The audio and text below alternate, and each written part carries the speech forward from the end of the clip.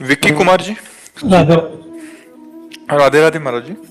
महाराज जी, आपके श्रीमुख से सुना है कि अंतिम समय में प्रभु का नाम लेने से भगवत प्राप्ति हो जाती है, लेकिन देखा गया है कि अंतिम समय में इंसान का नाम मन पे कोई कंट्रोल रह जाता, ना जुबान पे। तो महाराज जी, इस समय में अगर जब जीवन भर भजन का अभ्यास किया जाता है तो अंतिम समय अपने आप नाम स्फुरित होने लगता है। जब हम जीवन भर भजन नहीं करते, प्रपंच करते हैं, तो वही प्रपंच अंतिम समय आता है। फाइनल जो होता है वो हमारे हाथ में नहीं होता है, अंतिम समय हमारे हाथ में नहीं होता है। उस समय बेहोशी स्थिति होती है, बड़ा दुख होता है, मरने के समय बड़ा कष्ट होता है। तो उस समय अगर हमने जीवन में भजन किया है तो अंतिम समय भजन स्फुरित हो जाएगा। अगर नाटक किया है तो माया स्फुरित हो जाएगी।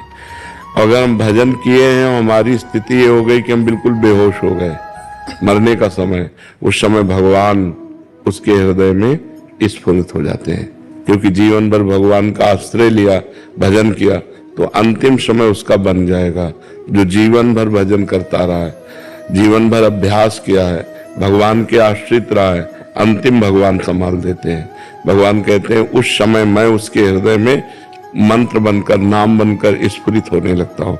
उस समय अपने आप चलने लगेगा राधा राधा राधा, कृष्ण कृष्ण कृष्ण। अब जीवन भर गंदे आचरण किए, प्रपंच किए, तो अंतिम समय कैसे भगवान का नाम याद आ जाएगा? परम पवित्र भगवान का नाम जीवन में लिया नहीं तो अंतिम समय कैसे याद आ जाएगा? इसलिए फिर अंतिम समय नहीं आता। वही फोटो खींचती है, जैसे अपने खींचो ना, तो जैसी आकृति होगी वैसे ही। तो उस समय जैसे आपको आपका कर्म आपको सुअर बनाना है तो आपके चिंतन में वही आ जाएगा और आप अगला जन्म सुअर का बनेंगे। आपको प्रेत बनना है तो आपके दिमाग में वही आ जाएगा। अंतिम समय वही चलेगा और वही आपकी दुर्गति हो जाएगी। आपको भगवान को प्राप्त होना है तो अंतिम समय भगवान याद आ जाएंगे, भगवान को प्राप्त हो जाएगा। तो जीवन भर इसीलिए अच्छे आचरण किए जाते हैं, भजन किया जाता है कि हमारी मृत्यु सही हो, हमारी मृत्यु का समय भगवान का स्मरण हो जाए, इसीलिए भजन किया जाता है।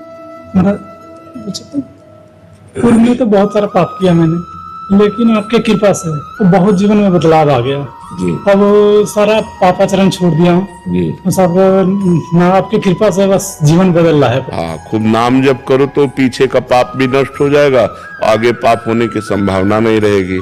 खूब नाम जप करो, कोई गलत आचरण न करो, तो पीछे के जितने पाप है वो सब भस्म हो जाएंगे, वो भोगना नहीं पड़ेगा। नाम जप के प्रभाव से सब नष्ट हो जाएंगे।